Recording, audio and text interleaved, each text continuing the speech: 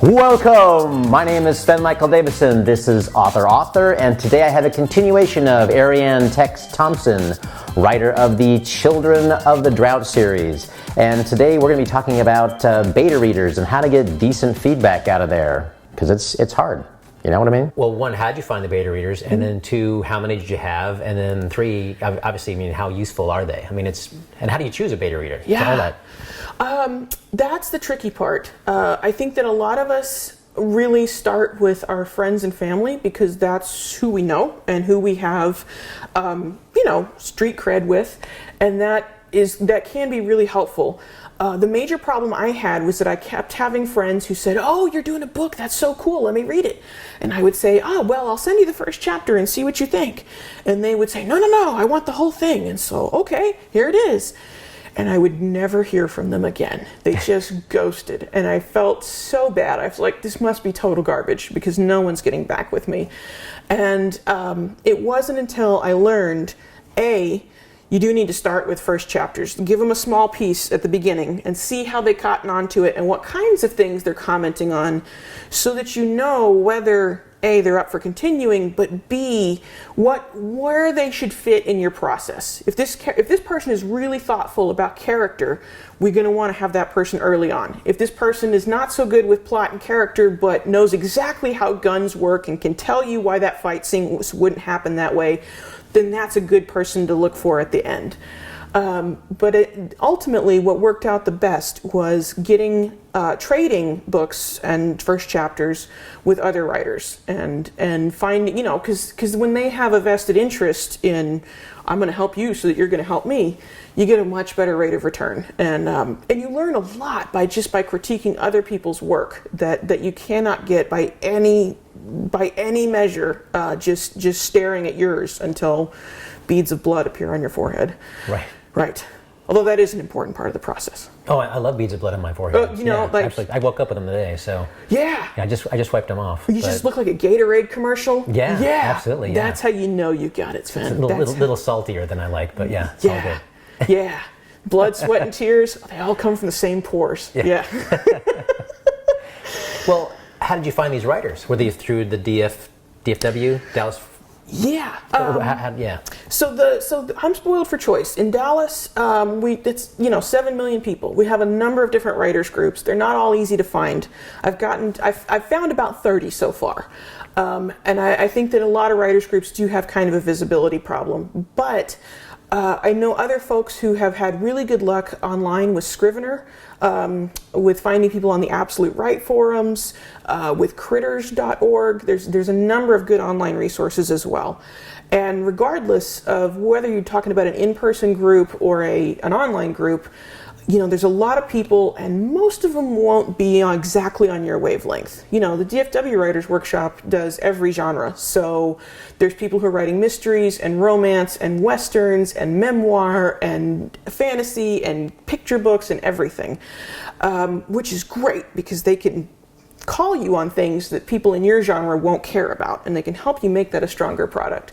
But I think what's really worked well is starting with a big group like that, testing out a few pages at a time on a Wednesday night, or sending one chapter, or however it is that the group does it, and then using that to figure out which people am I really making a connection with? And those ones are probably the ones that you're going to want to start up a one-on-one exclusive relationship and read each other's whole books and take that reciprocity beyond just the Wednesday night meeting into, we're going to meet on a Saturday morning at a coffee shop. Let me tell you where I think you need to go next for your third act or what have you.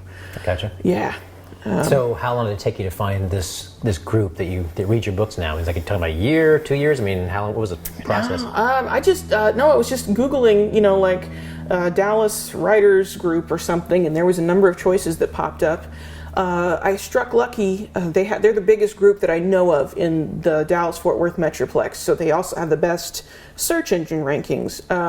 So they came up first, and so I went to them first, and I have since visited and enjoyed many other groups, but that one worked out well the first time. I know a lot of folks who haven't had that success, and they've had to try out a few different groups and kind of do a trial and error thing before they could really found something that clicked. I tell you though, I think I met you at the Willamette Writers Conference last year, and I think those kinds of hubs are also a great place to find out, where are we going, guys? Where's your weekly meetup? What's good around here? You're one of those people. Oh, can I come sit at your table? Or, looking at we had that big whiteboard up with the little, Craigslist for writers, right? Classified ads. Any kind of larger writers event or genre event, like you mentioned that mystery convention that's going to be here in a few months. Any kind of large annual tentpole gathering could also be some rich pickings if you know where to look. And I guess, when you started writing, were you just automatically sold on these writers groups? I mean, was it something that you just always thought of, or was it something that somebody introduced you to? Or I'll be honest, I never really thought of writers groups until like lately, and I feel like I was a day late and a dollar short when I finally figured it out. But I'm just kind of wondering. I mean, how you even got into it, or is it? Yeah, I think I kind of had the same thoughts that you did. I didn't even think about doing it until I had written this entire giant thing and spent 2 more years perfecting the first part of the thing, and finally thinking to myself, okay, well, at some point I got to figure out how this is going to make it out into the world, and for that I probably need people. I am glad that I didn't have a bunch of critics breathing down my neck when I was working on my first draft, when I was still trying to figure out what the story was actually about. That is a very, it's a personal, deeply emotional journey, and I think that we should be free to, again, write a terrible first draft and really enjoy that process before we worry about whether it's good. So I'm glad that I didn't have them from day one, but I do think that I would be farther along than I am, and I would have had a less steep learning curve if I had brought them in a little earlier in the game, if I had not waited until I was basically ready to try submitting a book before I went out and said, hi, what do you do? I know that there are some gurus who really don't like writers groups. They think that you can't write by committee, that they can be abusive, that they can mislead you, and that is all true. You have a whole selection process, though. I mean, you're not just taking anyone's comment willy-nilly. I mean, it's almost like a relationship. You're finding the people who fit in your relationship, and they're going to give you the right feedback. I mean, it sounds like you have a much better approach about it. Well, I think that at the point at which we are proposing to treat our artwork as a product, and sell it and get people to buy it and consume it, it doesn't hurt to take a page from the Frito-Lay playbook.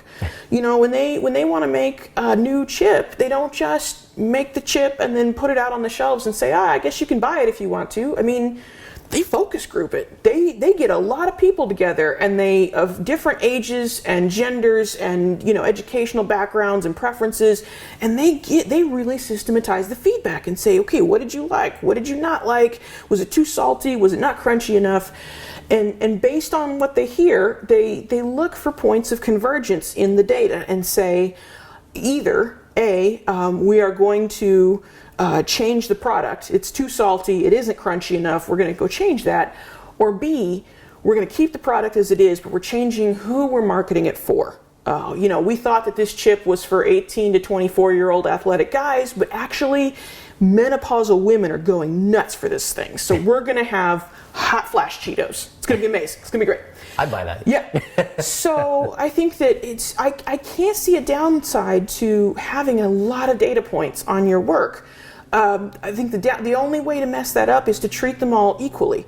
You're going to have outliers. We're going to have nut job people who don't get what you're trying to do. And so we don't worry about the outliers. We're worrying about and we're considering the points of convergence. If there's 3 people who say the beginning's too slow, then we need to do something about that. It's like Claire Eddy says she's an editor at Tor. She says, if 3 people tell you you're drunk, you need to lie down.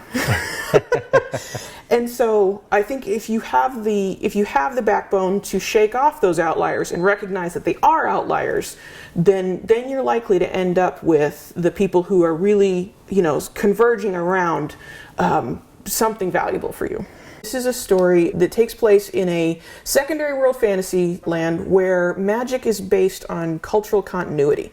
So the more you eat your way your ancestors ate and live on their land and speak their language and worship in their traditions, the more potent your group's magical mojo is. And that changes the entire history of colonialism, because the settlers coming in still have guns, germs, and steel, but they're not living on their old lands. They're not living the old ways.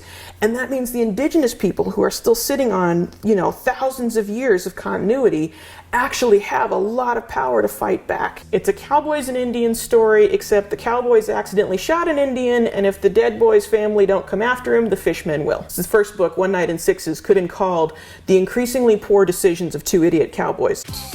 Please subscribe so my dad can make more videos like this.